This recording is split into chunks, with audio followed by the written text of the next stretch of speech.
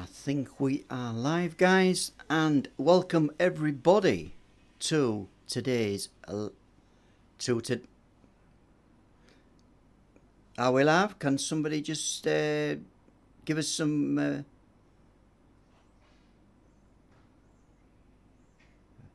yeah, are we live? Yeah, we're live now. Okay, right, welcome everybody to today's live stream. We are on the Truth Proof channel. And today, Paul is going to introduce a great guest. Paul knows this guy and he knows what he does. He knows all his research. And I will let now Paul introduce the guest for tonight, okay? Right, let's figure out where we're going. Bear with us because we've had a bit of a late start on this. And we're a little bit upside down today. I know there's no reason for it to be like that, but that's how it goes, guys. Right, let's see if we can bring Paul and his guest on. Here we go. Welcome, guys. Welcome. You're on.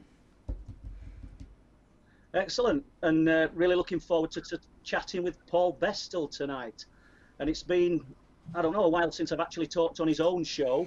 And if anybody who's not familiar with Paul, he's got a brilliant podcast, Mysteries and Monsters, where I feel privileged to have spoken on it before, and he's spoken to some top people in the world.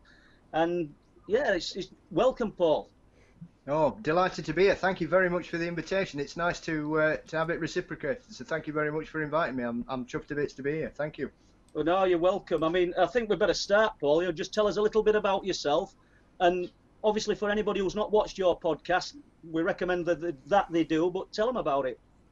Yeah, so my podcast is a variety of different subjects. I do a one-to-one interview with some of the great and the good from around the world. We're up to episode 78 this week. So started it. It's basically a one-man show. My brother does all my artwork. And essentially I interview people from around the world in a variety of subjects. So we do cryptozoology, we do the paranormal, we do ufology. I've spoken to some of the great and the good across the world. I've been very lucky to have people like Linda Godfrey, Shannon LeGros, Lyle Blackburn, yourself.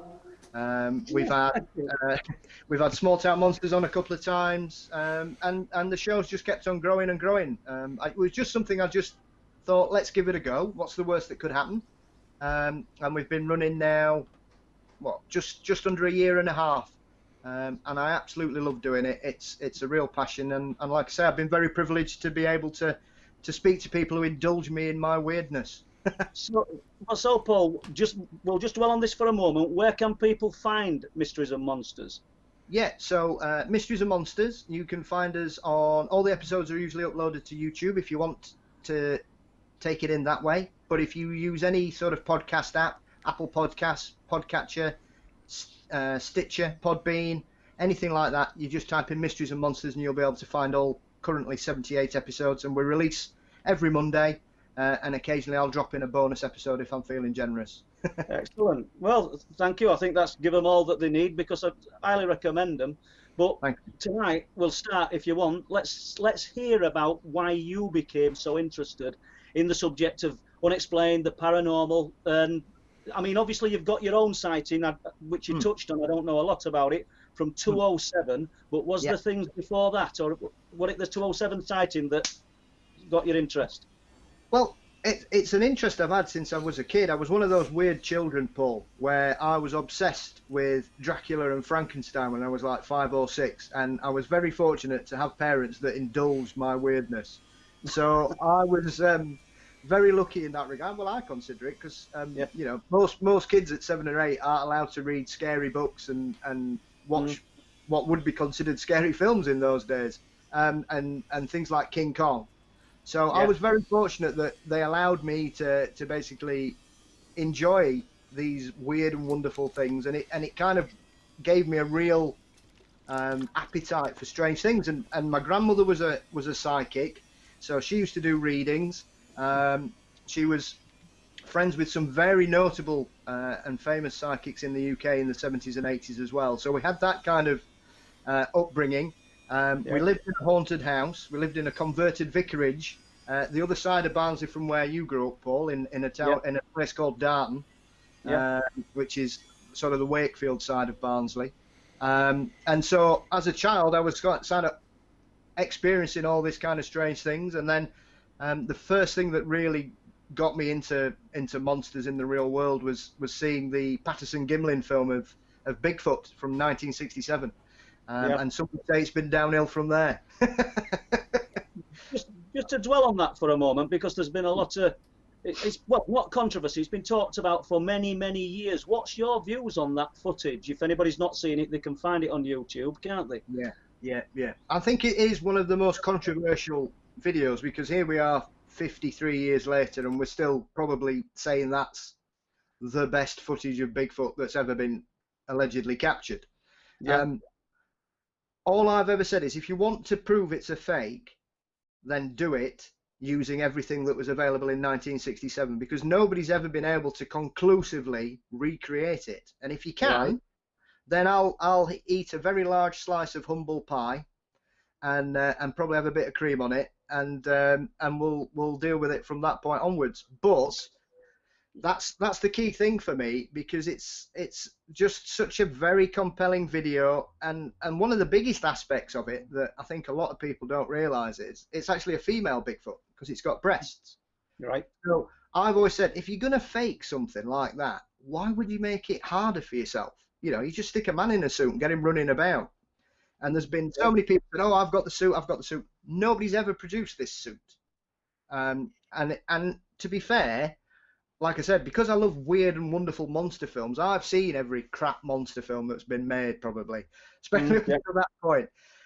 There's not much you can compare that even comes close to that, even top-of-the-range Hollywood films, because Planet of the Apes was released the year after. So you know? from that era, it would have been groundbreaking. I see what you're saying. So I take it, really, you've jumped off the fence with this one, and you think that's a genuine bit of footage. No, because when I listen to you on your podcast, Paul, you're really level. You're not the kind of guy that just looks at a light in the sky and thinks we're being visited from Venus. And I like that, because although we're all involved, and the people listening to this and the people who will watch it have all got an interest in the unexplained. Yep. Not everything that's seen, not everything most of it's explainable. And it's good that, well, you're fairly level, you're middle ground with it. You want to weigh up all these bits of evidence, and I like that. Absolutely. So, do you want to tell us about your own sighting? Yeah. As much detail as you like. Absolutely. So it was a Saturday evening in June 2007. And my normal routine back in those days would be, I would have maybe a couple of hours before I went to bed, I'd sit in an office with a window facing out, looking across the skies of Sheffield. And I was sat there one evening, just mucking about on my PC, as I did in those days, and something caught my eye. And it was quite strange, and I thought, well, that looks odd. Because it was a big ball of fire, right? And it was just there in the corner, and I just thought, well, what on earth could that be? And living where we live, with the greatest respect, we've got a lot of student accommodation, and there's always stuff happening. Yeah. So there's always fireworks going off occasionally, and Chinese lanterns. So at first, I just presumed probably just a Chinese lantern, but as I'm watching it, it's not going up and down, it's completely level. So I thought, well, could it be a reflection? So I turned the lights off, pulled the blind up, pulled the blind down, checked the window, because the window was open as well. I thought, well, maybe there's a light bouncing off the window, and it's bouncing off the other window, and then it's a refraction rather than a reflection. Wasn't that? And I thought, well, could it be my watch? I was looking for all the possible explanations for it, because it just didn't act like a Chinese lantern, and it certainly wasn't a plane. And at 1 o'clock in the morning, it's not going to be a hot air balloon either. And as I'm watching it simply just carried on, just drifting. So I began to consider, was it the possibility that it was essentially maybe just some kind of light form or something? I wasn't aware of what it could be.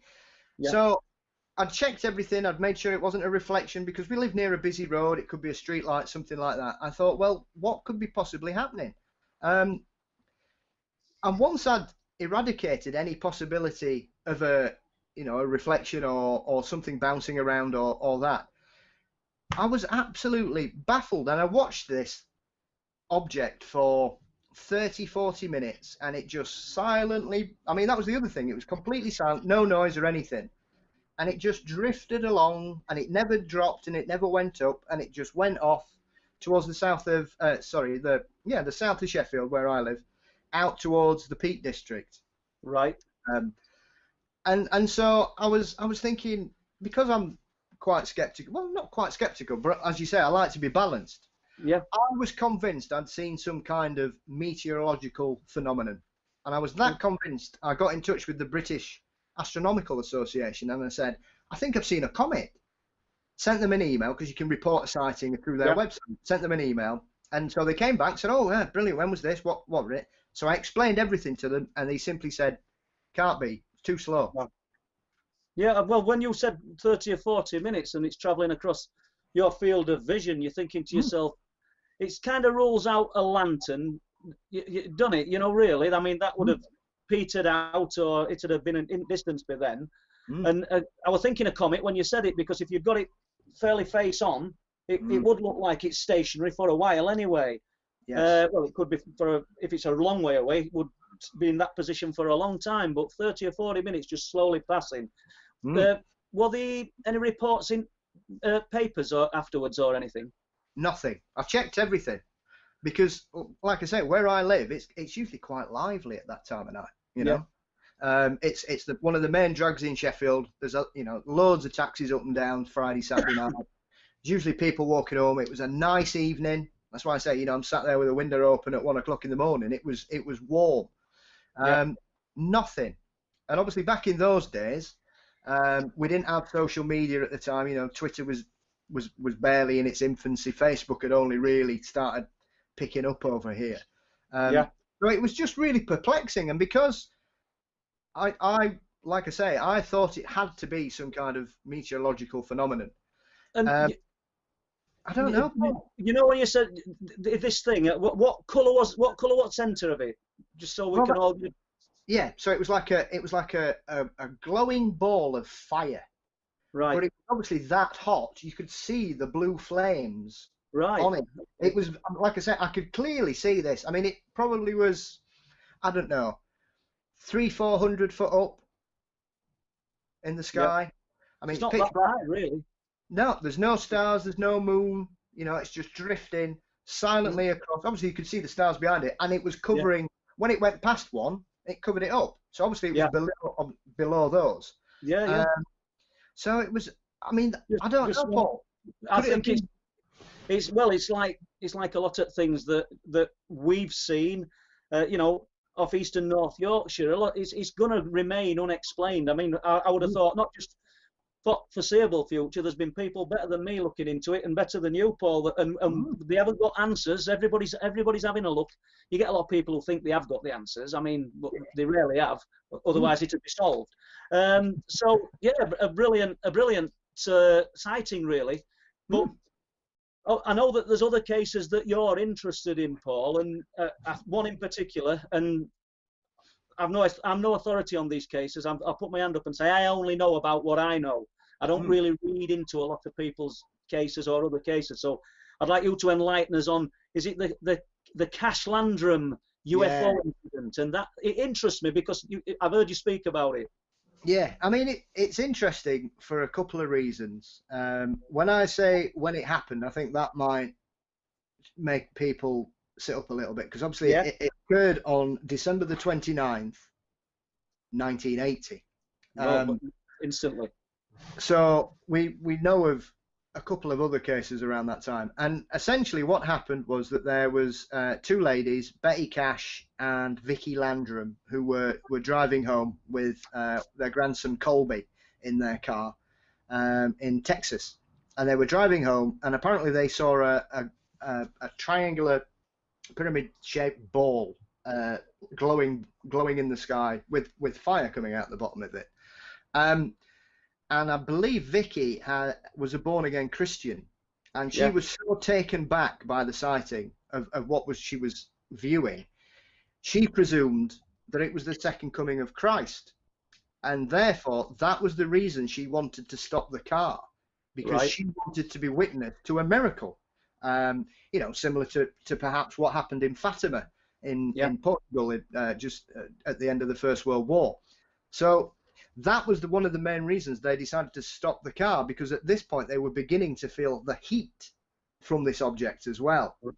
Now, Betty got out the car and essentially ended up allegedly receiving severe burns or burn trauma from this object that caused her to retreat, and she remembered burning the car had got so hot that she burnt her hand trying to get back in.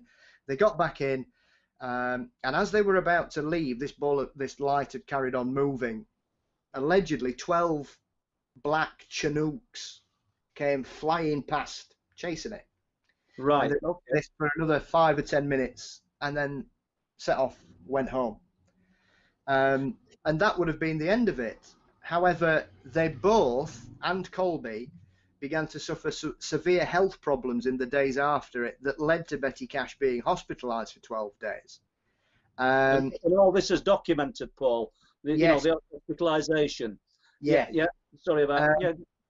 So she was convinced, essentially, that she'd received radiation poisoning from whatever this was, because she started suffering hair loss and basically just couldn't get out of bed and had to be rushed into the emergency ward, which, you know, when you think about it, when you consider it in a UK context, we've no issue going to hospital because it's, you know, it's the NHS, it's fine. Yeah. Obviously, if you feel that ill in America, you've basically got to think, well, how good's my insurance? Yeah, can I afford it? Yeah.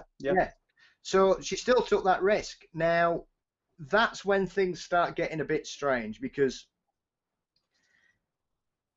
they then became convinced that they'd all suffered some kind of radiation poisoning, which had made them all ill in the immediate aftermath of the incident. None of them could keep anything down. They were all very lethargic. Betty was obviously the worst affected because she'd got out of the car, but the other two were both ill as well. So from that point, they essentially went to the American Air Force and said, what's going on? And it ended up that they started a legal case against the US Air Force for compensation for their injuries, which was taken up by a lawyer, and was essentially dismissed because they couldn't prove that the US Air Force had any bombs. Was essentially that. How big was the object? I'm sorry for just detracting, but it came into... Yeah. Well, they said it was kind of like bigger than a bus.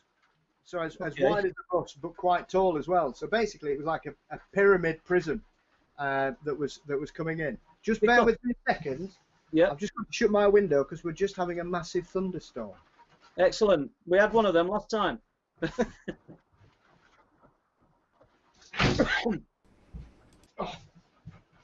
All good. So this item basically is as big as a bus. Yeah. The reason I said it, I mean, obviously you've looked into this and a lot of other people have, and I haven't. Is there a possibility that it was man-made and it were being escorted by the Chinooks, or were they in pursuit? Well, this is where the story starts to get a bit strange, because there are a couple of footnotes, because in most investigators' opinion, they perceived that they were either mistaken and saw the helicopters, or they just made the whole thing up. Philip Class was extremely dismissive of this particular case, and I know a couple of other investigators have just basically shot it out the water, which I suppose is very easy to do because obviously both Betty and Vicky are no longer with us. They've both passed away. Yeah. But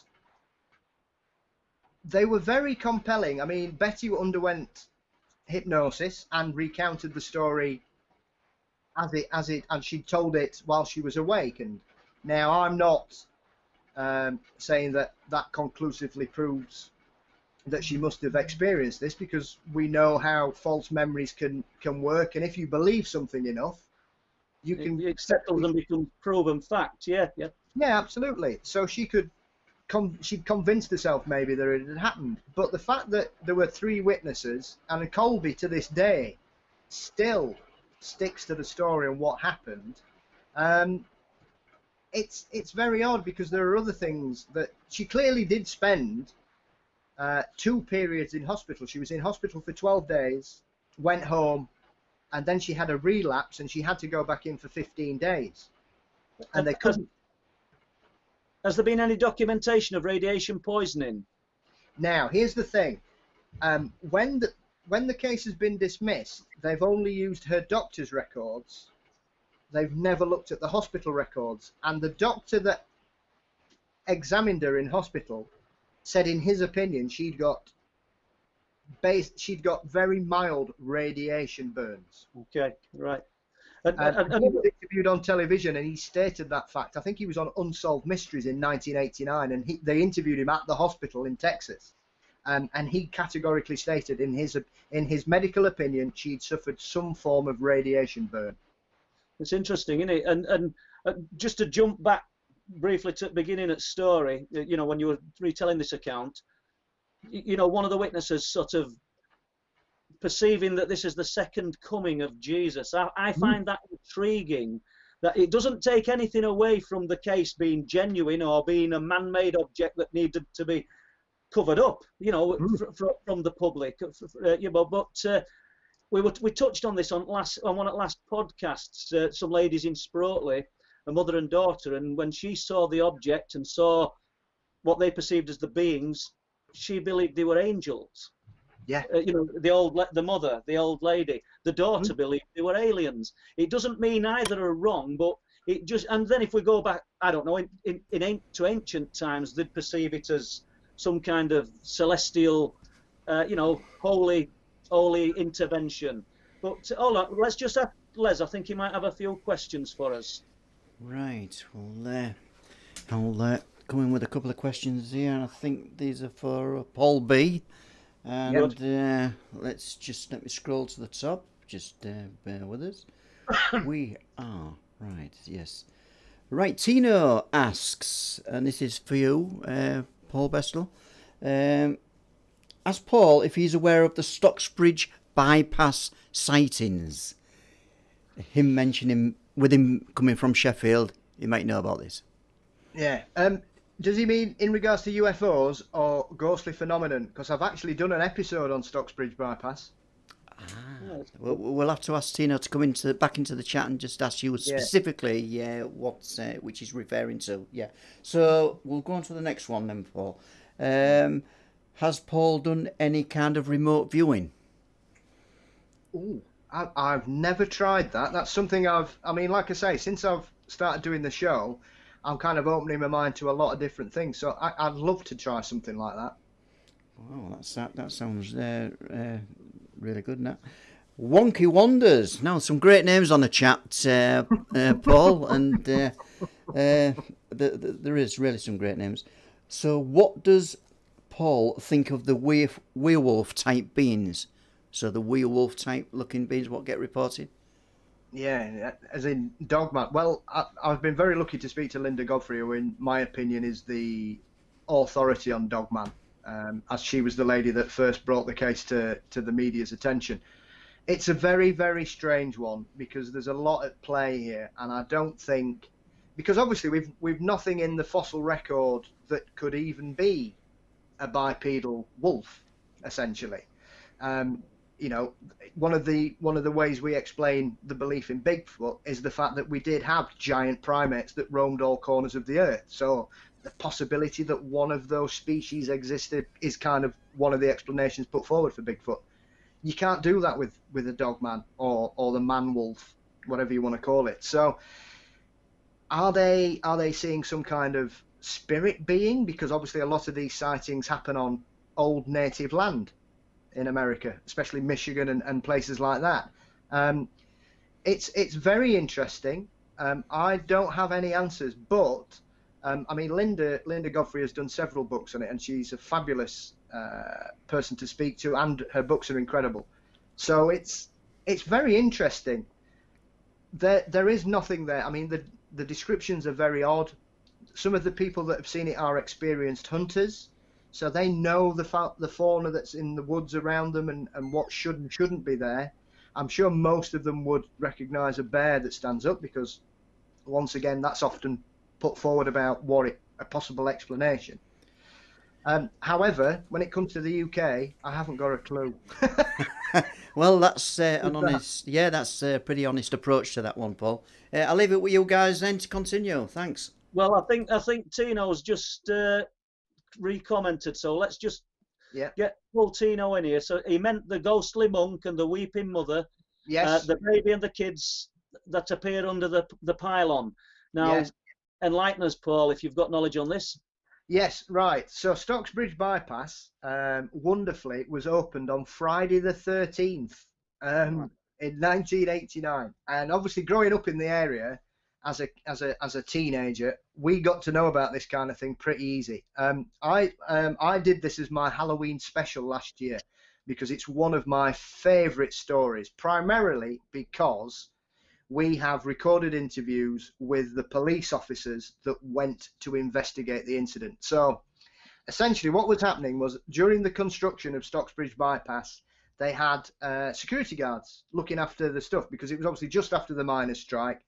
Not that I'm casting aspersions on my fellow South Yorkshiremen, but there was a temptation to steal materials. So they were concerned that people might turn up and pinch scaffolding and building material and stuff like that. So 2 security guards apparently had a terrifying experience where they encountered a ghostly shape that terrified them so much that they went back to the cabin, phoned the foreman, who came and found them both wrecks, absolute wrecks. And they were that scared, they ended up going to the local church and seeking the help of the local vicar, to basically, because they were absolutely terrified by this experience. The police initially brushed it off until the church rang them and said, "We've got 2 blokes here who won't leave the church," because they're that scared. So they sent 2 police officers up the following night to just basically check it out. And is it somebody trying to put the willies up, and is it somebody trying to scare them? And after about 15-20 minutes, they thought, there's not much here. I think they'd seen a loose bit of polythene blowing on top of a bridge and thought, oh, well, that's probably what they saw, silly buggers, Yep. Overexcited. It's late at night, lonely bit, because obviously Stocksbridge is that bit. There's nothing really around it other than woods and a golf course. So, there's not much housing back in that day anyway, in the late 80s. So as they were beginning to depart, they started to hear strange noises, like banging on the back of the police car, to the point that they got out, and both officers said it sounded like somebody was striking the car with a baseball bat. It was that loud. So they got out of the car, and there was no indentations, they couldn't see anything. So then they thought, well, perhaps somebody's hiding in the verge and they're throwing bricks at us. Like I say, at that time, police officers were not the most popular people in the area.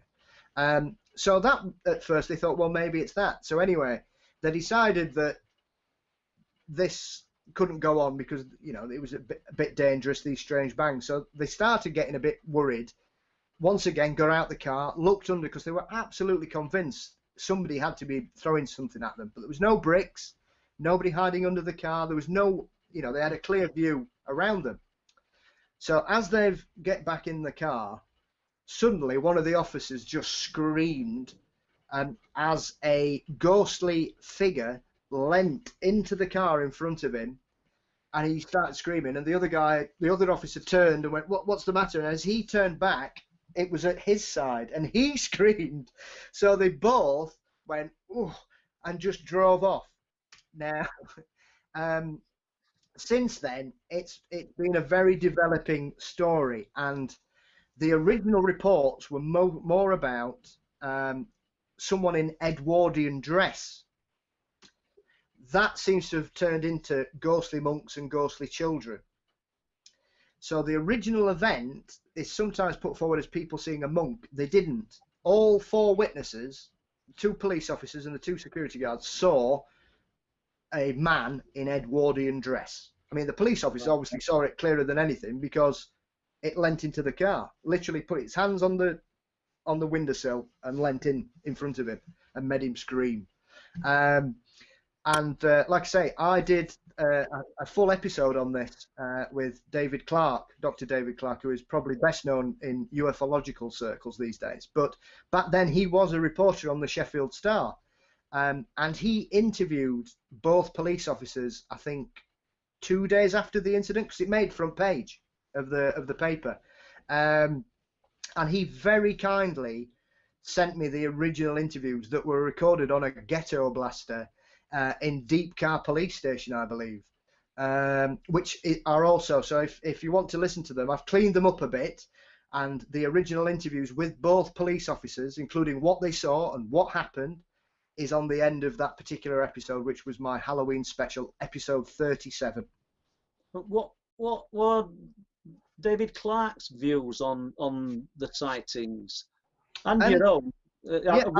Were they ghostly apparitions? The reason I'm saying that, because there's an implied intelligence to this, because this thing didn't just walk through their car in a sort of unaware manner, going along some kind of, I don't know, some kind of tracing from a long lost past. This thing actually looked in at these guys. So there's definitely an intent or an intelligence involved or present in that, if these guys are telling truth. Absolutely. I mean, he was very struck by how shaken the police officers were. I know often people can incorrectly be given more credence depending on the job they do, be they police officers, soldiers, pilots. You know, what makes those people more credible than you or I, just because of the positions they hold or the employment they have?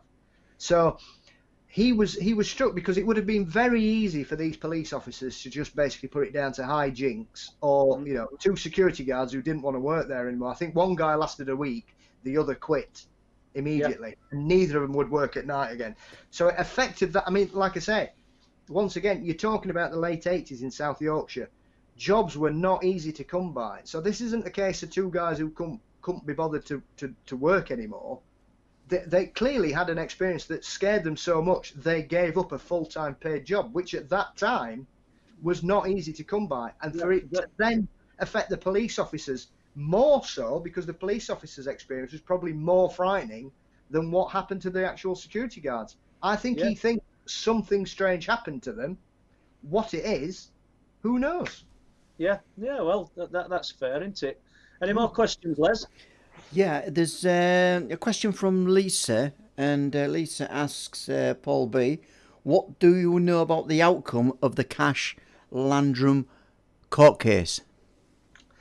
It was thrown out because they couldn't prove that the US Air Force had UFOs. So the judge dismissed it on those grounds. Oh, right. Interesting. Okay. Right. That might change going on current events. Yeah, any more, Les? No, I think that's all for now, guys. And I've just got to give a little bit of a shout out to MKMD, who gave us a super chat donation, and thank you, MKMD. Yeah. And well, thanks everybody for just taking part. It's brilliant, because there are a great crowd of people that sort of supply us with these questions, and no doubt similar to what happens with yourself, Paul. But let's just stay with Cash Landrum just for a second. Like this, we were just touched on the second coming of Jesus and the way that people, maybe myself, all of us, we all shoehorn our own belief system, the direction we want the phenomena to be. Into that box. The nuts and bolts UFO guy, he wants to see a structured craft, and that kind of thing. But just to jump from that now, you touched on the fact that it was December 1980. What relevance then, or what connection do you think it has to Rendlesham? And then we could probably move into your knowledge and your views on the Rendlesham case. I mean, it is interesting because occasionally we will get occurrences that seem to happen as we get here on complete opposite sides of the Atlantic. And there's something else I want to touch on as well in regards to this, which often gets overlooked, I think, because of Rendlesham. I mean, Rendlesham is a very strange incident. I've just done an interview this week, ironically enough, with Dr. David Clarke about Rendlesham, and all I will say is he's extremely sceptical about everyone involved. Okay. Yeah. Well, you know, it's good that everybody's got these different opinions. I haven't got one either way because I don't know enough about the case. But I want to stay with this for a bit. You know, we've more to talk about on this one. But just briefly, we've got the Cash Landrum case of December 1980. Yeah. And I think we touched on this in a previous podcast, and I haven't really started getting into it yet. I've got a few people helping me with it. In late November 1980, on an RAF base in East Yorkshire, I've got two absolutely brilliant witnesses who were cadets. Yeah. They were practicing camouflage tactics and manoeuvres on the outside perimeter of the base. Yeah. And a large white glowing pyramid landed, I think, about 50 to 100 yards away from them. The military were aware of it. They took the young boys, they took them in. The parents had to come to the RAF base to remove them. We're still working on this. If I'm being truthful, it has been on back burner a bit since I spoke about it because me and Leslie, we've been spending a lot of time in these forests in North Yorkshire and doing that kind of work. But here we are. If there's any substance to what I'm talking about, then late November we've got a glowing white pyramid. December, in the USA, we've got a glowing white, I don't know whether it were diamond-shaped or pyramid. We've got this alleged craft in Rendlesham Forest. So I'm not saying regardless what anybody thinks and being sceptical about it, because I haven't got an opinion whether it's man-made or whether it's something other. I really don't know. But we've got three strong UFO type incidents within weeks of each other. You know, what date was the one in East Yorkshire? All I've got at the moment is late November. Because Alan Godfrey's sighting in Todmorden, 1980, was on the 28th of November, and that was supposed to look like a spinning top.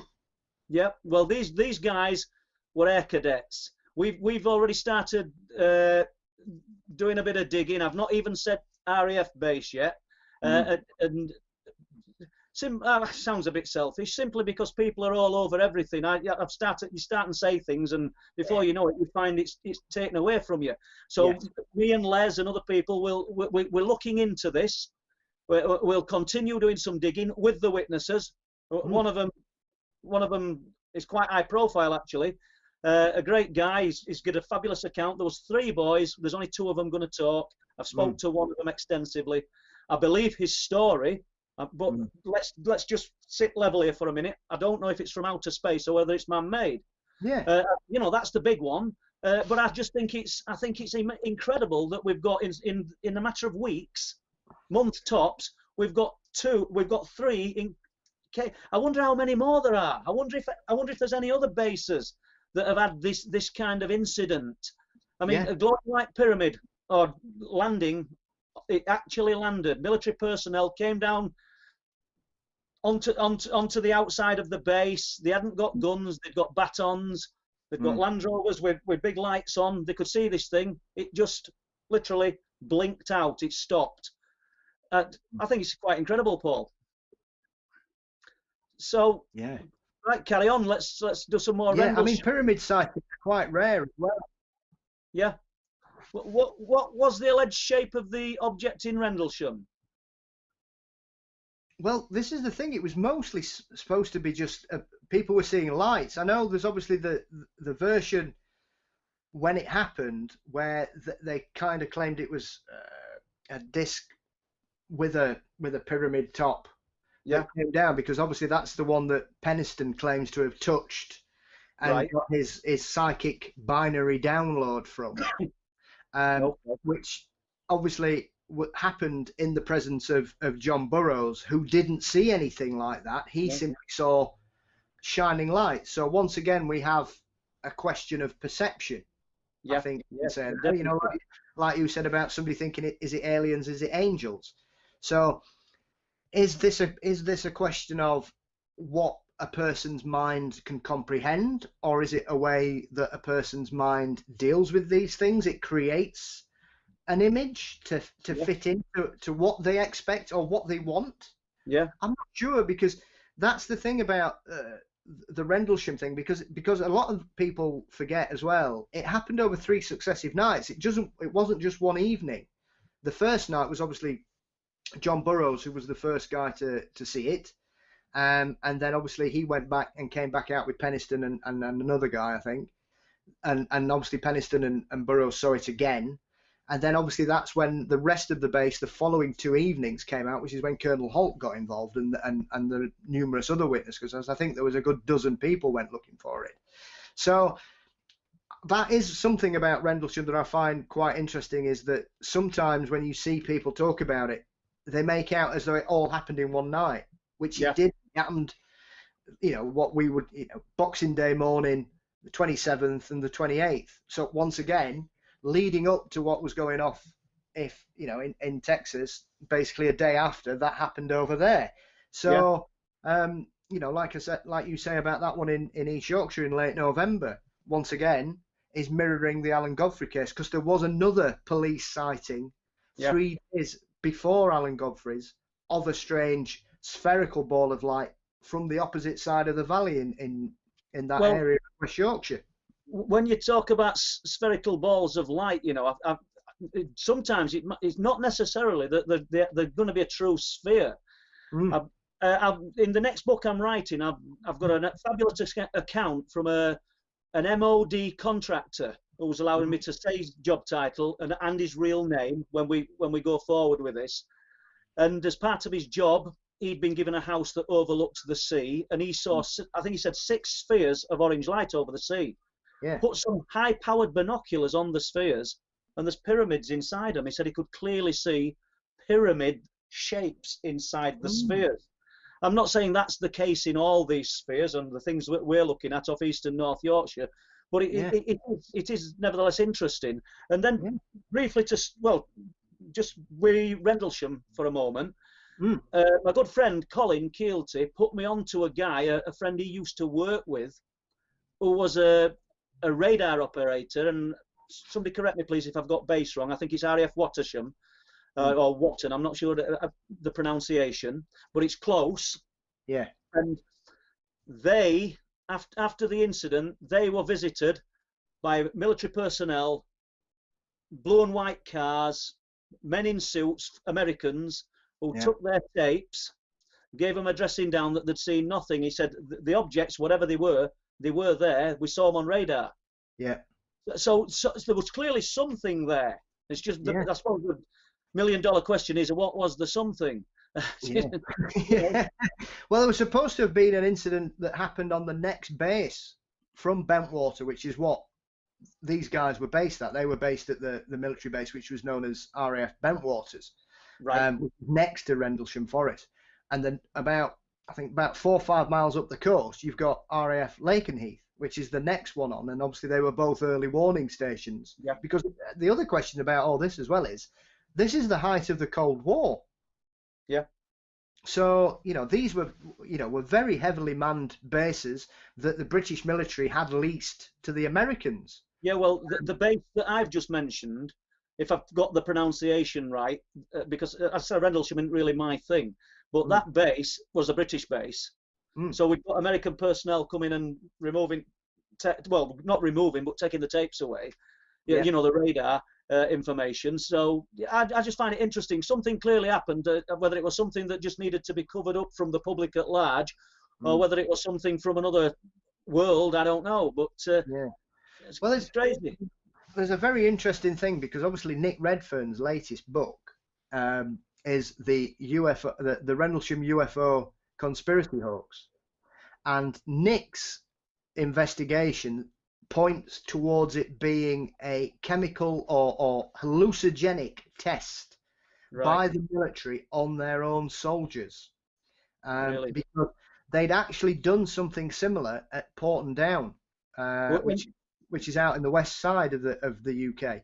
That's a fact. That happened in 1964. You can actually Google the footage of the soldiers who have been dosed with LSD to see the effects. Did they give them live bullets and rounds then? Because I find because these. Well, that's what I'm saying. So were the personnel at Bentwaters armed? Well, this is the weird thing, because apparently they weren't. They could carry arms on the base, but due to the terms of the agreement, they were not allowed to go outside of the base armed. So regardless of that, Paul, would you administer hallucinogenics onto armed military personnel? No. I mean, to me, that sounds crazy. I mean, fair crack to Nick Redfern. He's written the book. He's done the research, but and I've not gone into this. But my first opinions are that I don't think they would. Well, but I mean, this is the other aspect, and like I say, I'm not playing devil's advocate. I'm just trying to look at all possibilities. Like I say, we have done it.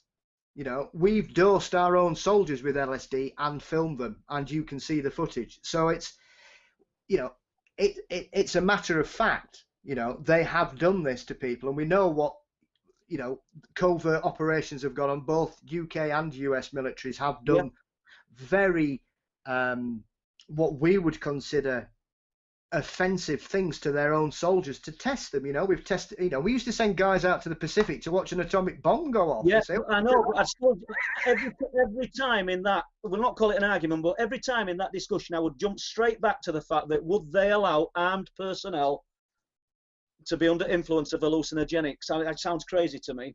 No, I completely agree, because I know how hallucinogenics work, and people would get killed. Yeah, that's I mean. It's a, I don't know. I'm not qualified to argue on that point or debate because I've not read the book. I understand. But the other aspect of that as well, Paul, is nobody hallucinated when they got back to the base.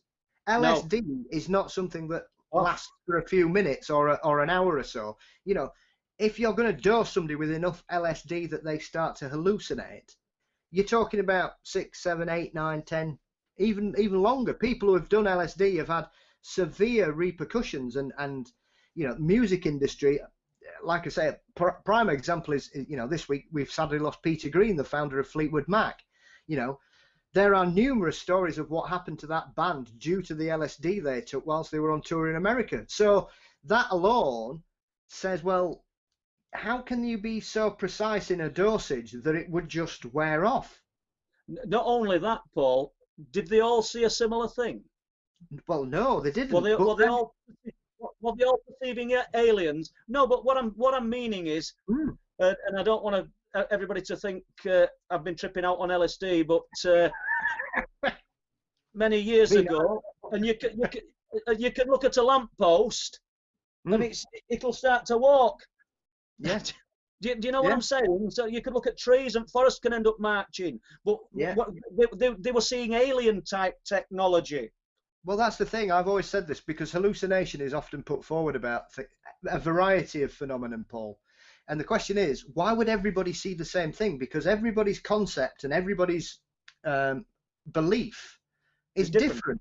Yeah. So essentially, if you were going to go down the hallucinogenic response to any kind of phenomenon, everybody should give a different report. They should all see different things. Somebody, like we said, somebody would see a fairy, somebody might see a ghost, we might see an alien.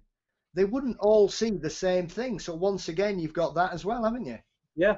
Let's just ask any questions, Les. I think there's 3 or 4 coming here, and I don't know if Paul's covered this one. Let's have a look who was asking this. David Marshak, I don't know if I've spelled your name correctly there, David. But question for Paul B. When did you have your first encounter? I don't know if you covered this earlier on. Well, it wasn't my first encounter, but it's the one I'm categorically convinced was something weird, which was June 2007, and it was a Saturday night. Ah, well, that's quite a few years ago now, Paul, that one. Yeah. Yeah, and let's have a look. I'll just continue with this. Paul B., have you had any reports of other shaped fire objects? Yeah, I mean, there are a couple of fiery crosses that have been reported in the pantheon of ufology, as well as a couple of fiery triangles. So fiery balls do tend to seem to be the most commonly reported fiery object that people see, but there have been other shapes that people have reported over the years. Yeah, and that's a great question, and that comes from Cinders Earth, and thanks for that question, Cinders. Joey Hayes asks, Paul, have any thoughts on the Enfield haunting? That's probably my favourite poltergeist case ever. Good. I adore it. It's one of those cases that is incredibly baffling, because it essentially affected a family of 5, a mum and 4 children, though primarily the 2 girls seem to be the focus of the haunting from August 1977 to March 1979. And like a typical poltergeist case, it starts steady, goes ballistic, and then just stopped. There's a lot of misinformation about Enfield. Obviously, most people who dismiss it say that all of it was faked by two girls, a 13-year-old and an 11-year-old. I find that very hard to believe, primarily because it's one of those cases where certain skeptics will cherry pick particular incidents and dismiss. Well, there's a prime example. When it first starts, a cast iron fireplace is wrenched off a wall by something. Well, that's never mentioned. That's one of those things where we said, oh, well, one of them could have got a crowbar. So are you honestly telling me that an 11-year-old girl can crowbar a cast iron fireplace out a wall? You know, and the mother was also one of the primary witnesses, and was one of the other first instances. They were sat on the bed and the dressing table started moving about. And the mother saw that. They were that frightened, they went downstairs, called the police. The police came, and the police saw a chair fly across the kitchen, and the girls were with the police. So who was doing that then? Those things, they tend to, because they were caught cheating. Let's not try and pretend that they weren't. The 2 girls, they were caught by Maurice Gross and Guy Lyon Playfair, who were the 2 key investigators who were involved in the case. They were caught fiddling with the tapes, and they were caught, and they admitted it. But I believe there were over 1,300 reported incidents that included apports, teleportation, objects moving into different rooms, furniture moving, voices, dogs barking, damage to the property, damage to clothing, boxes flying about. Are you telling me that a room full of investigators are going to sit there and think and not realise that 2 girls are throwing a box at their head? Because I'm not having that. Yeah. What it looked into by people of a qualified scientific background? Well, Maurice Gross was actually a member for the Society for Psychical Research. So Maurice went there as their case manager. Right. Essentially, this case had come to him, and Maurice, bless him, had recently lost his daughter, and he always viewed it as quite fortunate that he got this case when it happened, because he really needed something to take his mind off his daughter's tragic death. I think she died in a motorcycle accident. Right. Just before Enfield began. So he was essentially staying in the house. He was a very clever man. He was a self-made inventor.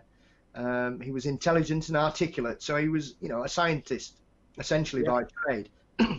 But he ended up being joined by, he basically ended up going back to the SPR and asked for help because he couldn't cope. There was that much going on.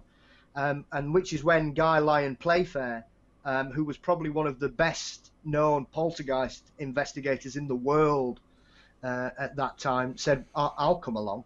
So those two were basically living in the house for the best part of a year, investigating the case. So, if you want to call people in to investigate ghosts, the best people to go for are the Society for Psychical Research. Yeah. And eventually, it caused a lot of arguments because, like I say, some people have completely dismissed all of it as a hoax. And have you got any questions here, Les? Yeah, well, sorry, Paul, to cut across you there. Was you going to ask Paul another question? Okay, so I just thanks for that, Paul. That was a great account of the Enfield poltergeist there, and you might not have done yet. Although I haven't, I was going to say one more thing as well, but we'll Paul, you say the one more thing, and I'll just come in with a question which is completely apart from that. Okay. Okay.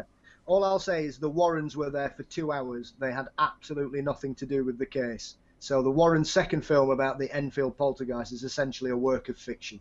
Yeah. Right. Got you. Right. Okay. Thanks for that, Paul. There you go. Yeah.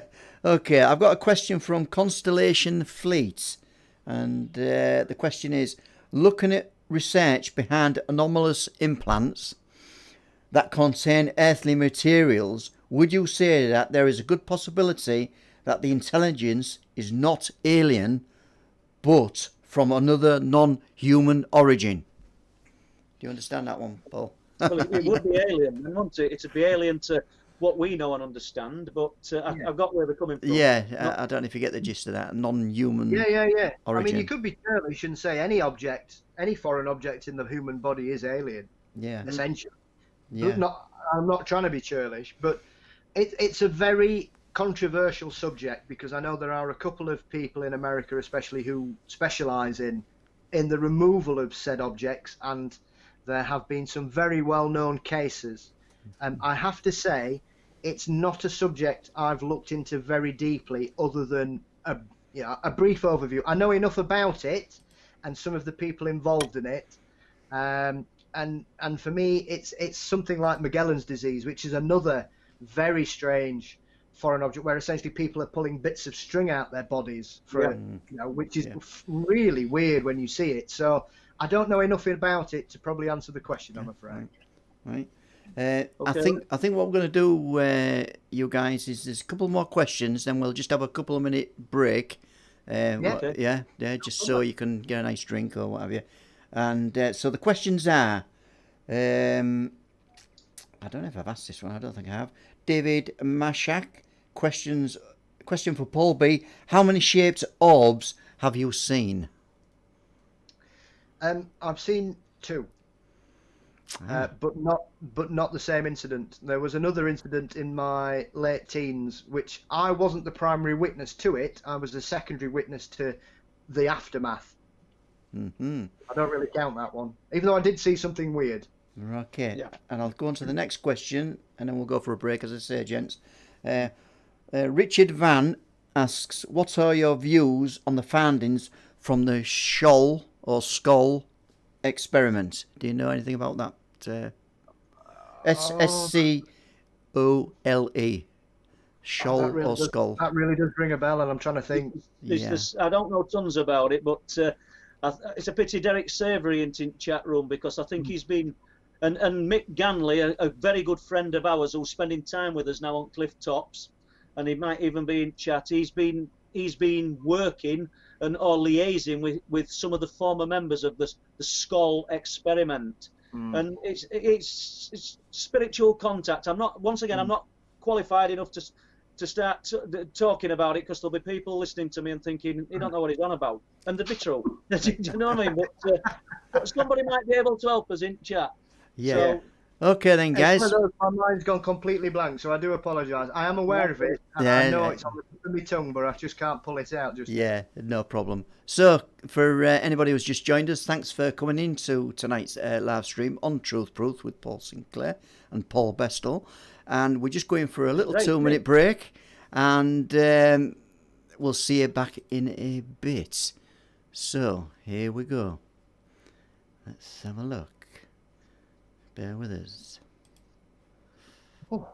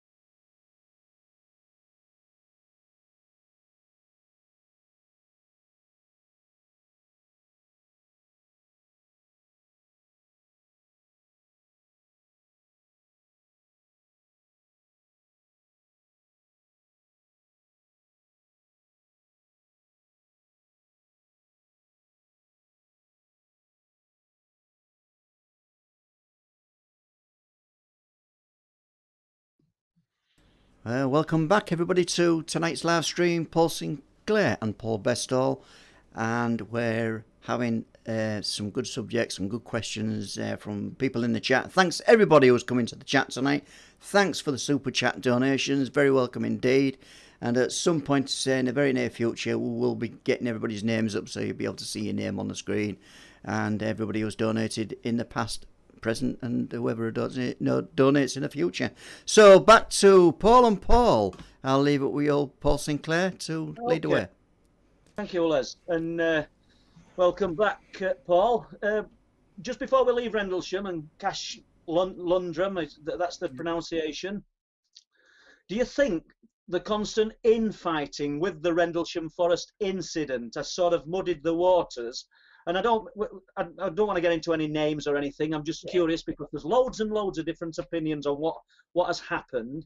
And who do you think has got the closest to a plausible answer to this?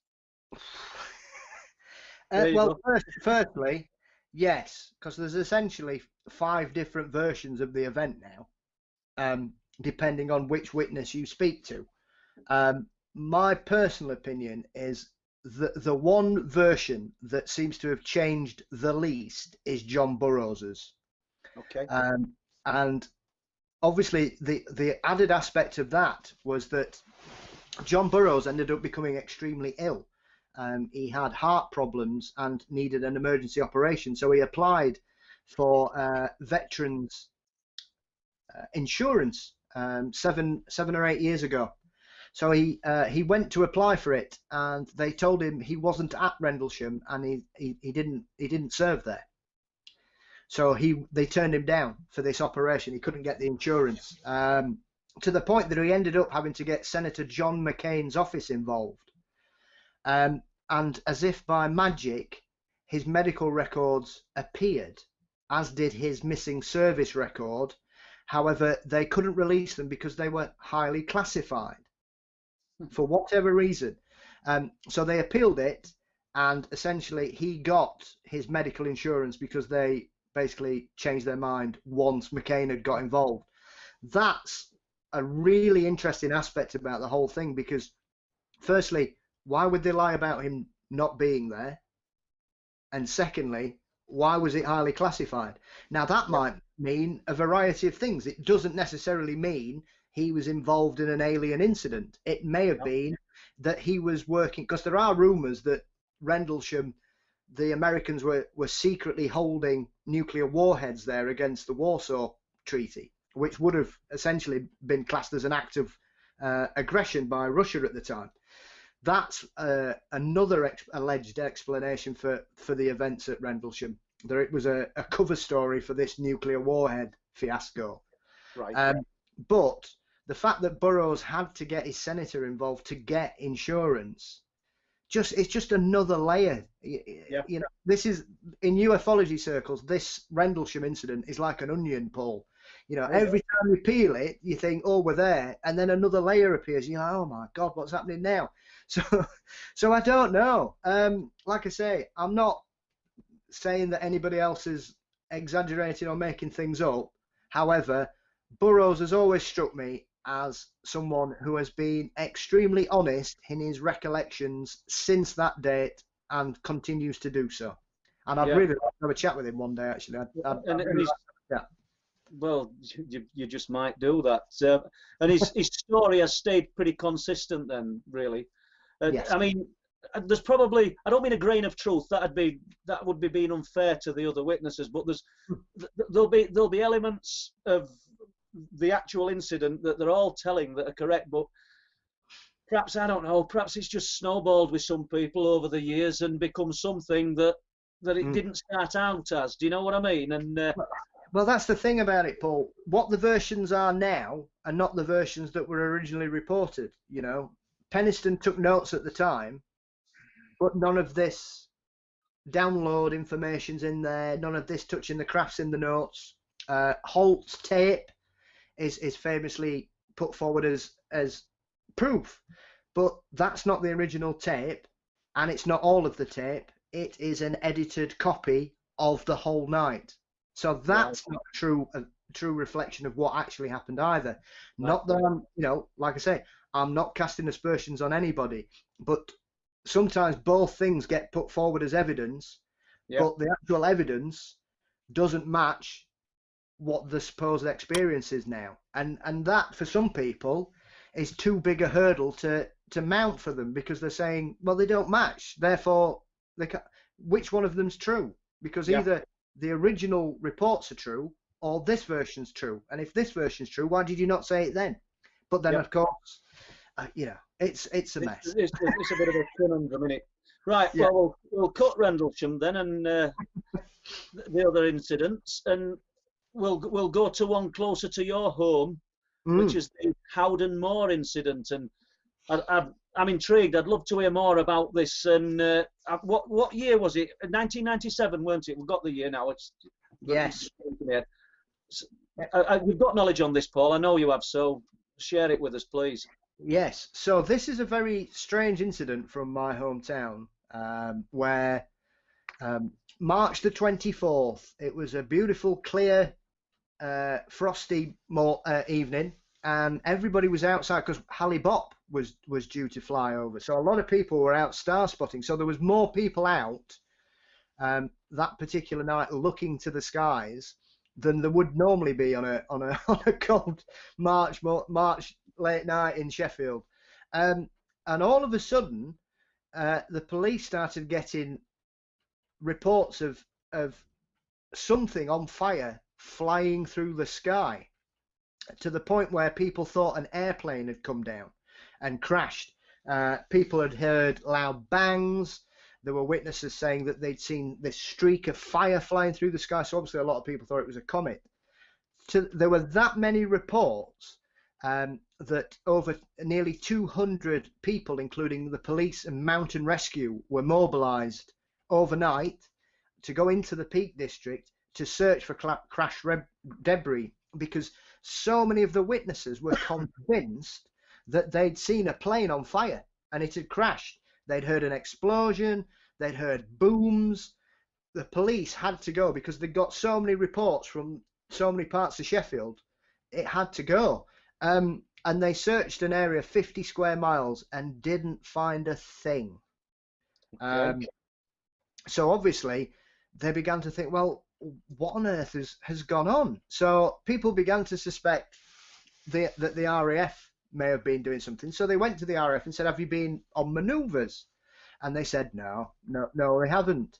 But then the British Geological Society said, well, we've got a problem then, because we've recorded a sonic boom. Right.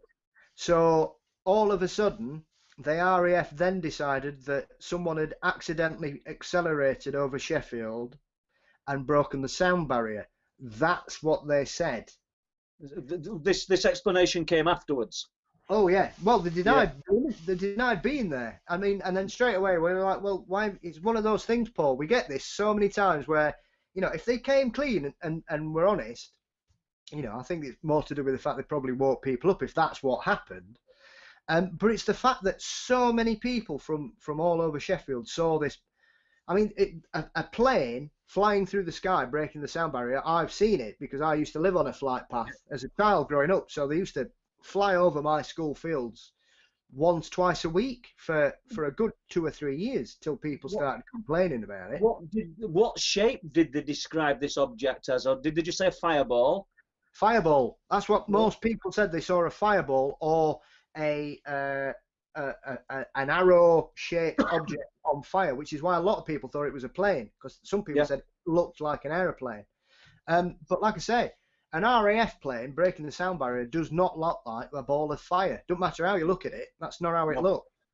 No, that's true. And the military exercise, or the military plane breaking the sound barrier, it's just almost like a staple explanation, a one-size-fits-all incident, because we get that so many times, don't we? I mean, jumping back to, I think it was 1967 at Flamborough, there were a 5.5-hour sighting of this object that we talked about that were changing shape and looked like an elongated bullet, looked like a triangle. There were a military exercise taking place below it. Yeah. Did you know that morning? And although they denied any responsibility for this object, but I think probably the military were there because of the object, and it was seen by newspaper reporters as well. They all came to the Coast Guard station to view this thing. That wouldn't be suggested today. You wouldn't get the Coast Guards of today saying, come into the station and let's look at this. I mean, it'd be a little bit more covert, wouldn't it, I would think. But once again, though, military exercise, a one-size-fits-all case scenario, and it usually stops. It puts a stop to further investigations, doesn't it, unless you're really persistent. And which is just about what happened there. I mean, what principal investigator on the Howden Moor incident? Well, it ended up that it kind of caught fire in two different sides, because obviously it was quite interesting, because a lot of people were looking at it at this kind of, well, we've got multiple witnesses whose version of events doesn't match the official version of events. Like I say, because a fireball doesn't look like a Harrier jump jet breaking the sound barrier, you know. So there's that aspect to it.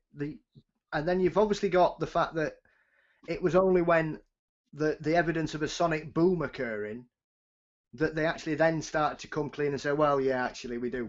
But here's the thing, Sheffield's not on an RAF flight path. So if they are doing manoeuvres, why are they flying over Sheffield at that time of night? What is the reason? And obviously, you know, the Peak District is one of Britain's hottest spots for alleged aerial phenomenon. You know, it's got cases going back for years and years and years, Paul. So, you know, going all the way to Derbyshire, all the way up to East Manchester and North Yorkshire. So, but and not only that, Paul. I mean, I know we've got an historic case here at 1997, but a sonic boom does not equate to what the witnesses were seeing. A ball of fire. No. You know, it's, you know, are we supposed to just disregard it because they've said, oh, it's, yes, a plane has exceeded the given speed limit and broke the sound barrier. What they saw were a ball of fire. Yeah. That don't sound like what the explanation they're trying to pass it off as. But people were convinced it had crashed as well, Paul. So they obviously saw it come down, because you can't kind of think, oh well, it's gone. They obviously thought, like I say, some witnesses claim to have heard an explosion. You know, sounds, seeing something and interpreting it is one thing.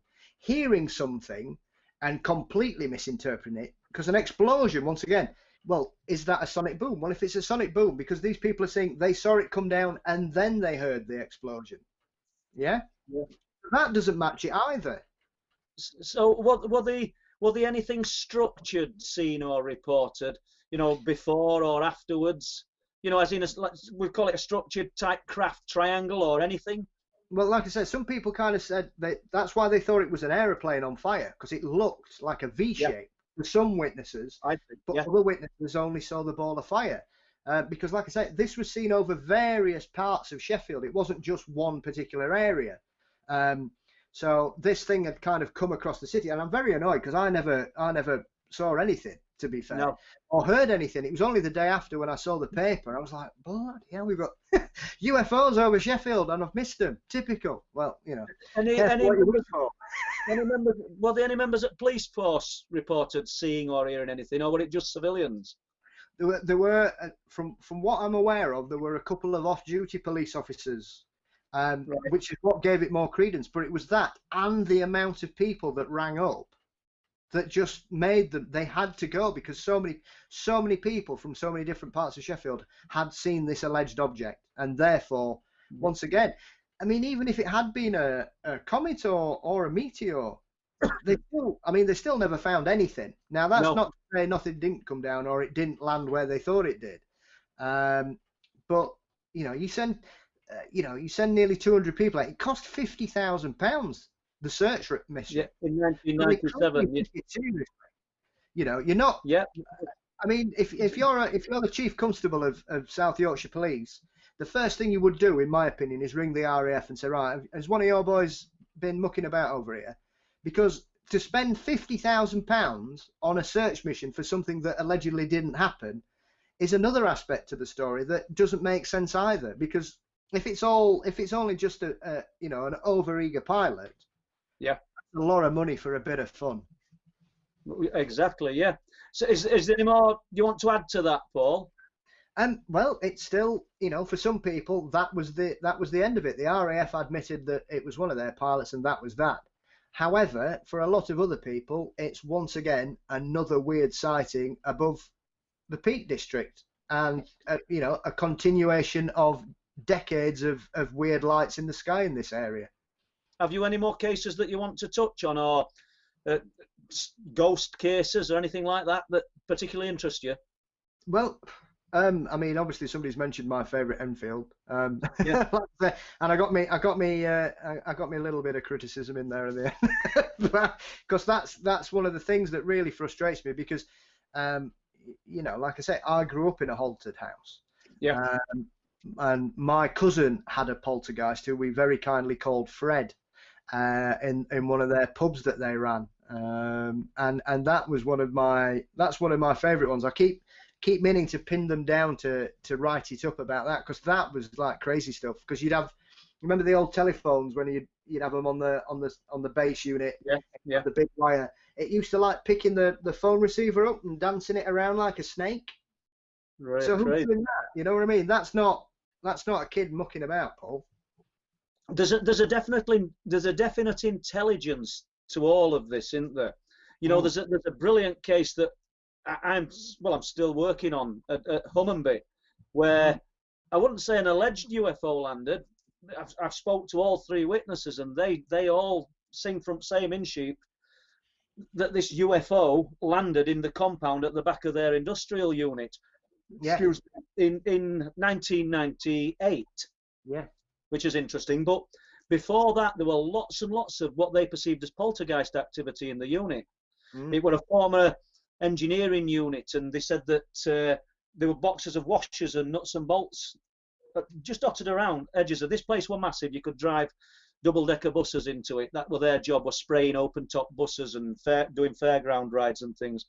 But they said washers would literally just fly through the air and hit the walls of, you know, and all sorts of things. The radio, the power would cut to the unit, the lights would suddenly go bright, the power would cut, the radio's plugged in, carrying on playing. Yeah. It changed, it changed stations. There was all sorts of things happening, and really interesting stuff. But we'll just check with Les if he's got any more questions before I ramble on any more. Go on then, Les. Okay then, guys. I think Tim Brennan has wrote in the chat. Good evening. Hi, Tim. Yeah, good evening, Hello. Tim. Great to see you on here. And it's for both you two. In regards of, he's saying great stuff in terms of military bases associated to UAP and light forms. Paul B, right? Any World War II versions of this? So going back to World War II, the light forms and UAP. There's a couple of things you can look to in regards to World War II, because probably the best example of this is Foo Fighters, which were strange balls of light that were seen by both Allied and Nazi pilots during World War II, which were essentially whenever people were doing manoeuvres, they were witnessing these balls of light that seemed to follow the planes along, and both sides thought it was them. They were absolutely convinced it was some super secret weapon. That has never really been explained. I saw something the other day where they were basically saying, oh, we all thought it was the Nazis. The Nazis thought it was us, because their pilots were reporting it as well, which a lot of people aren't aware of, and the Russians. So it wasn't just the Commonwealth and the Allies that were having this experience. It was affecting everybody who was involved in aerial combat during the latter part of the Second World War. And the second aspect is in Scandinavia, just after World War II, there was a massive spate of what they called ghost rockets, which they believed were secret tests being fired from Russia. But there was never any evidence that Russia were firing these strange, long, cylindrical objects that were seen over numerous Scandinavian countries in and around that area during, I think, 46 to 49 as well. So they're probably the two best examples I can think of. Yeah, it's a little bit more to that question from Tim, and I'll just finish that off. He says, my dad in the RAF saw and shot a Foo / light forms on the return from a bomber raid. So it's just alluding to what you've just been saying, Paul. And wow. Yeah, so that's great information there. Thanks, Tim, for that question. Yeah, have you got anything to add on that, Paul? Paul Sinclair? I just wonder with the Foo Fighter sightings and reports, and like Paul's just said, both sides did think it was the other side that were responsible for them. But I wonder if these spheres of light that we're seeing off the coast of East and North Yorkshire, which I don't think are just static to that coast, I think they're probably all around us. I wonder if these are similar things. There's, hand on heart, I think there's an awareness to these things. I think there's some kind of I don't know. I don't want to call it alien intelligence because they're already here, but there's some kind of intelligence to them. We take strangers up there, Paul. People who are interested who tell us they're going to visit area, and I don't mean every time, but a lot of times when we go up there with different people, these things appear. Without sounding like I'm being over repetitive, we spoke to a fisherman last year. Myself and Bob, we allowed us to film him, and he's telling us about this object he'd seen on a nearby field. Land on a field during this fishing match, but we asked him about the spheres of light. Said he'd never seen them. He's fished that cliff top 50 years, and if he's in chat and he might get to it, it's called Mick Sigson. He won't mind me mentioning his name. And as we're talking, I put the cameras away. 2 orange spheres light up above us. Don't mean Chinese lanterns. I've got Bob Brown as my witness and Mick. And we said, I saw them. I said, look at that. And Mick went, wow, what are they? I said, that's just what we've been talking about. They just look like tangerines in sky. They stayed there. I got the camera out. They switched off. Stood there for 10 minutes, put the camera away. They come back on. Okay. There's definitely some awareness to these things, In the books, I've called them the flares that never were. But any more questions, Les? Yeah, I think we need to move on to... We'll leave KMD's question for a little bit later. Tino asks, Paul B, any connection to the Phantom Lancaster bomber seen over Howden Moor? Well, yes. Well, that's the other aspect of that. Good knowledge, Tino. I'm very impressed.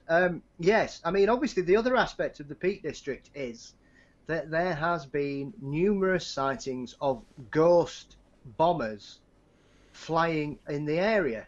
Not just Howden Moor, they seem to affect most of the southern Peak District, because obviously during the Second World War, a lot of training runs were done. Obviously, Dam Busters famously used Lady Bower and the areas around there for testing.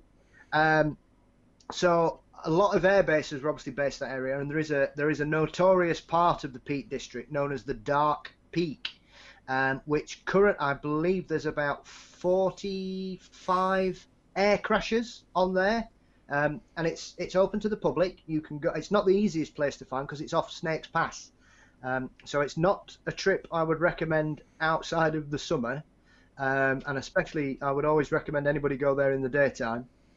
But there are numerous crashed World War II aircraft in and around their area, and obviously there's a very famous air crash that happened in Sheffield at the end of the Second World War as well. So ghostly bombers are seen up and down the Peak District by numerous people, and once again you have that strange paranormal event where everything goes quiet, and it's only after the event that the witnesses realise that they couldn't hear anything, and these bombers are low as well.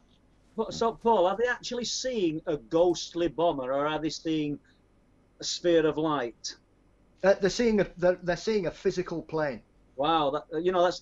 I only asked that because here in East Yorkshire we've got in Danes Dyke we've got the White Lady of Danes Dyke. Mm. I've not actually met anybody who's seen claims to have seen the White Lady.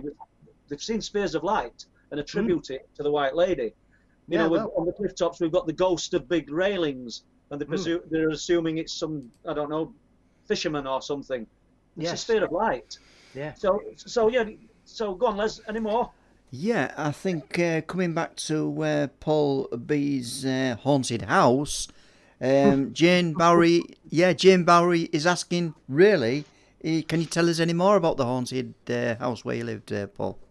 Yes, we had a lot going on. Like I say, it was a converted vicarage. The church in Darton was built in, I always get this wrong way around because you've got to look at the clock in the right way to work out what year it was built. I think it's 1784 or 1748. Anyway, and across the road was the vicarage. So basically, I grew up in a house that looked across the road to a graveyard, and we had all kinds of weird things. Yeah, I know it's an old house and stuff, but we'd have stuff drop out the ceiling, things moving around the house. The dog used to just bark at the wall for no reason. Voices, things moving. The bath used to fill up on its own. And the weird thing is, it was a very weird setup. The bath was actually inside my parents' bedroom at the time. So you had to walk into their bedroom to get to the bath. The toilet was the best thing because it used to flush on its own, which you might think is not unusual. But in 1977, it was on a chain. So somebody had to physically pull the toilet chain to make it flush. And it would do that 3 times a day, mostly at night, which was always good. Because as soon as you did it, you knew it. Basically, the toilet flushing meant, they're here then. But Paul, when you said the bath would fill up, yeah. Did it ever overflow? No, it was always just under the what do you call it? The overflow. The outlet, the overflow. Yeah. Always just underneath that, and that happened 3 or 4 times. But it was always cold water as well. It wasn't hot. It was never the hot water. Once again, there's an applied intelligence to what's happening. Do you know what I mean? And when you said you saw things drop from the ceiling. Yeah. Were they almost like drops of silver light? No, it was physical objects like pennies and light. Okay. They just drop, and then you just see them land on the floor. Right. Yeah. Well, funnily, should talk about that because, jumping briefly back to the Humpty alleged UFO landing, the poltergeist activity. They said that money used to drop from the air in front of them, old money, and nothing they could spend. It was old money. And because one of the guys, Andrew, was taunting it because it was happening. It happened for 3 years, 6, 7, and 8, and ultimately until this object landed. And his fellow workmates, the other 2 guys, said, "Look, you want to stop doing this? You don't know what you're gonna sort of, you're going to make it mad, whatever it is, because there was so much happening. And he'd be saying, like, give us some money we can spend. What you dropping this old money for? And all the other two guys said, has he told you about getting hit? And I said, well, he had done, actually. And this is working on a vehicle. He did spraying and what have you. And suddenly he's down, spinning round on the floor, like going round in circles saying, I've been hit. Yeah. And it had been taunting this phenomena. And when he stood up, apparently, there's a coin stuck in the middle of his forehead, which he removed. I think it was an old penny. Yeah. He had a mark. All three of them have said this, you know, the actual guy who got hit and the other two. And he said, I looked up, he says, and it was full circle, just coming towards me almost in slow motion and just hit me in the middle of the head. Yeah. It's applied intelligence. I don't know how the mechanics of it work, but it's interesting, isn't it?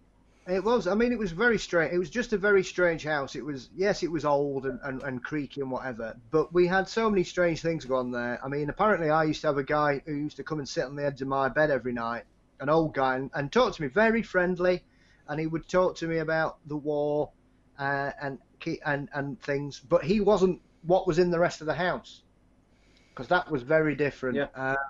I mean, you know, and this is no exaggeration, we found a grave in the front yard of a 6-month-old baby that had died, and we were digging the garden up, we found the gravestone. Was this, here you go again, Humpty, they cleared some land at the back because some guys wanted to rent it off him to strip down caravans and sell caravan parts, and they found a grave marker, a wooden grave marker of a little girl. That is why they attributed everything to it being poltergeist. Yeah. But there was so much happening at Humpty that didn't conform to just poltergeist activity. They'd come out to their vehicles on a night, and say on a frosty evening, and there's huge footprints on the bonnet and on the roof and on the over the cars. No damage to the cars.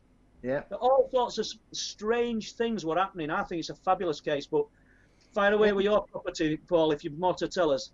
Yeah, well, I mean, like I said, we used to have stuff like that and things. I mean, we had a couple of babysitters who had one night and never came back. I mean, it's one of those things when you look back at it, I suppose it is quite frightening, but we just took it all in a stride. It was a very strange property. Like I said, the toilet was the most regular thing that happened. But the other weird aspect of it, because it was, like I say, it was a converted vicarage. It was massive. It's still there. And I think it's like half of it's private property and a bit was graphic designer now, I think. And I think that's how they've converted it into it. And it's a beautiful, beautiful building, ironically on Church Street. And so the toilet was always the key thing. But like I say, how do you attribute poltergeist stroke ghost activity to actual physical strength, pulling a chain on a toilet? I mean, these things then, these otherworldly intelligences, really then, they potentially got if they wanted to damage you. Well, yeah, I mean, this is the thing about poltergeist, because in the vast majority of cases, most people don't get hurt. Obviously, there are a couple of notable exceptional cases. The Bell Witch is probably the most famous one, where she allegedly killed one of them by poisoning him. But in the majority, like what you've said about what happened in Humpty, it's often the person that tries to challenge it that ends up receiving something, because there are hundreds and hundreds of cases of objects being thrown at people, and it just landing on them like a feather. It doesn't hurt. Around the world, from America and Australia, I mean, there's a very famous case from Australia called Humpty-Doo, the Humpty-Doo poltergeist, which is one of my favourite poltergeist cases, and I've covered that I was very lucky to speak to Tony Healy from Australia, who investigated that with Paul Cropper, and that's another case where it basically left messages to them. It would write things and leave messages in pebbles and grain, and they were physical messages. These, they weren't just nonsense. These were messages to the people that lived in the house, and some of them referred to a friend of theirs that had horrifically died in a car crash, and they asked it to stop telling them about that, and it did, and it never mentioned this guy again. It just carried on saying, "Oh, you smell, yeah, crap, because it was quite a potty mouth ghost as well. It wasn't very nice. It's strange, isn't it? You know, myself and Mary, you know, my wife, years and years ago, when we weren't married, we'd got Mary lived in Edlington, and I lived in Conisbrough at the time, and my mum and dad were as predictable as most people are, and on a night he'd go for a few beers, say 9 o'clock till 11. Hard-working guy, and that's what he did. And if Mary was staying at ours, you know, we're all adults here. As soon as they'd gone out, I'd say, "Are we going upstairs then?" Yeah. You know, listen, I'm not. It'll not get no lower than that. The tone, people. But what I'm saying is, let me just do this. We sat there in front of this 3-bar gas fire. Yeah. TV on, and that's what I said. And Mary's there, I'm there. There's nothing, no lights on in the property, and a voice said, "Why?" And I looked at Mary. If she were here now, she looked at me. Well, we didn't go anywhere. We stayed in that room. It was frightening. It was just one word: "Why?" And it came from nowhere. Honestly, there was no one else in the property, and we got a message from the beyond. I don't know how it conjured up a voice, but you know, we heard it. Sorry to throw that one in, people, but I think it needed doing. Have you got any more questions, Les? Yeah, I think I'm mindful of the time tonight, gents, and I know you've got a pressing engagement tonight, Paul Sinclair. So I'm going to end on it's a perennial question, but it's an important question, I feel, and it comes from MKMD Exploration, who asks, "Do you both feel we are coming closer to a full or partial disclosure in this day and age, very soon, imminent, or what have you? However you want to put a time scale on that, I'll let you run with it, guys." Well, let's all go. Thanks. I mean, this seems to have been coming, obviously, since the New York Times story that broke in December 2017 that Leslie Keane and Blumenthal released in regards to revealing that once again the American government had not been very truthful in regards to their interest in aerial phenomenon, and despite saying for the best part of 50 years that they weren't investigating anything after they shut Blue Book in '69, they had, and they carried on, and they probably are. That made me laugh the other week when they said that they weren't doing it anymore. We're like, well, we've fallen for this once before, guys. We don't believe a word you're saying anymore. So once that Tic Tac video came out and we got the collection of it, it has been very interesting over the last few weeks to see. There seems to be finally a bit of momentum, because I know there are certain people. Stephen Greer primarily has been a massive advocate for disclosure over the years. And it is very interesting that the people that have probably gone on about it the most are not involved in what seems to be going on. Obviously, the New York Times is quite a reputable organisation. If it was the New York Post, I'd be a bit more concerned. But that's no offence to anybody who works for the New York Post. No. But I'm very... I'm not going to get overexcited, because anybody that's got an interest in ufology will probably say, well, we've been here before countless times.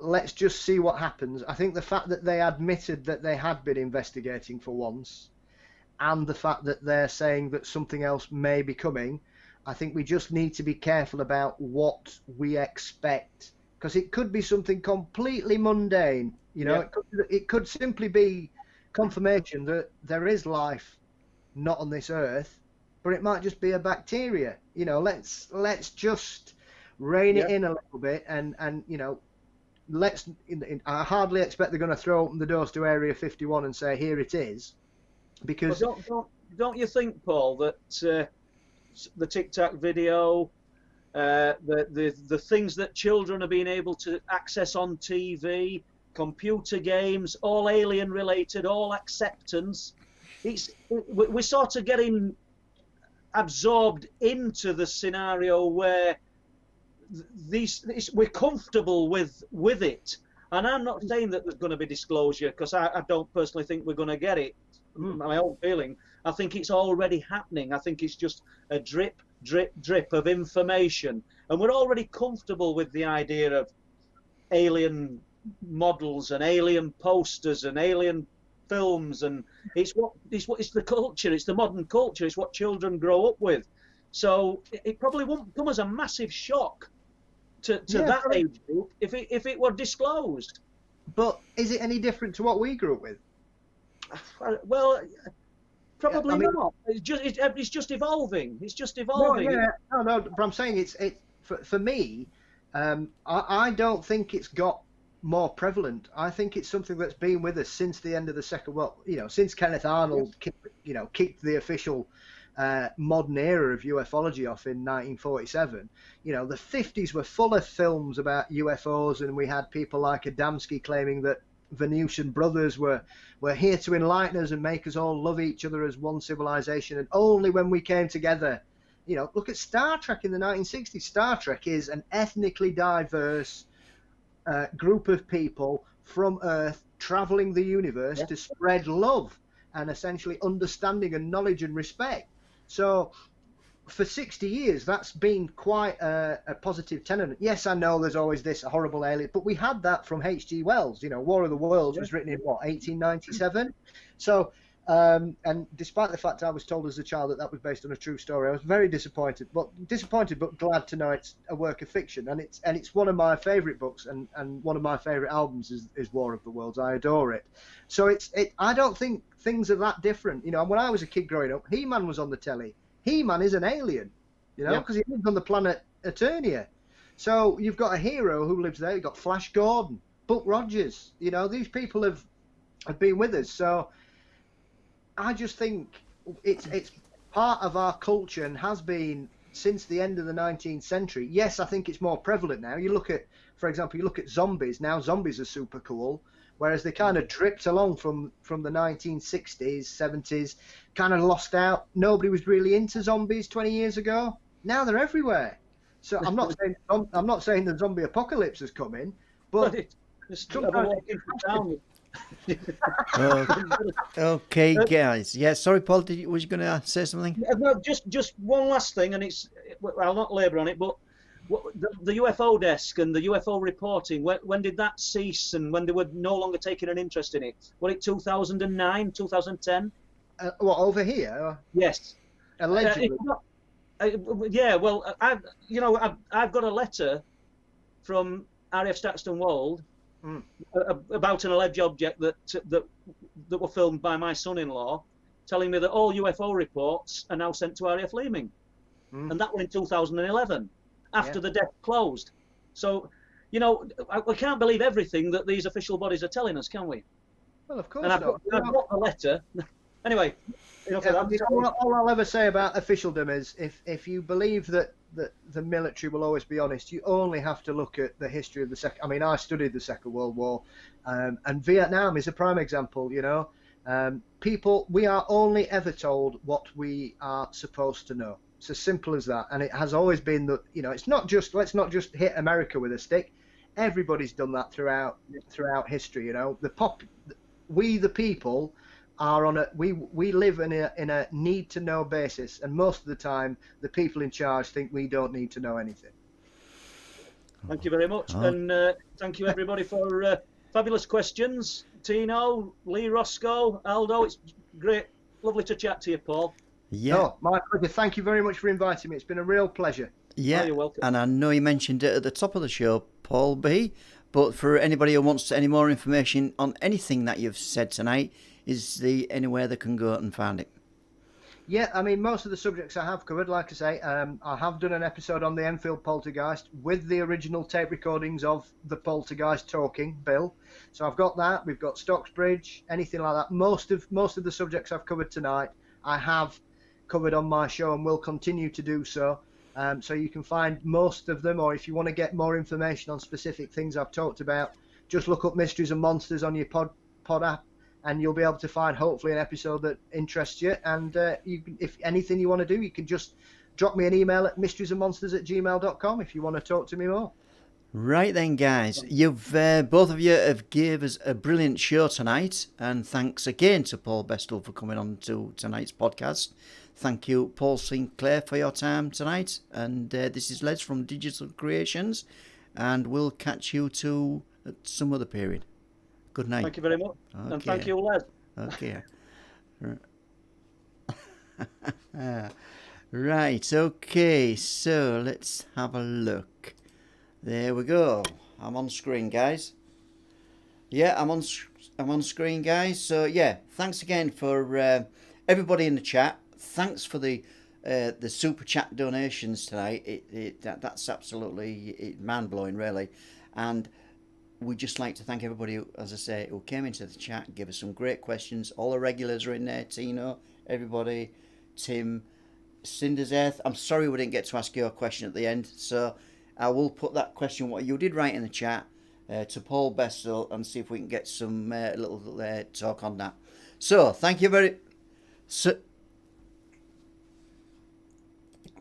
you know, if we don't end up in a forest in North Yorkshire, hopefully we'll be talking to Deborah Hartswell.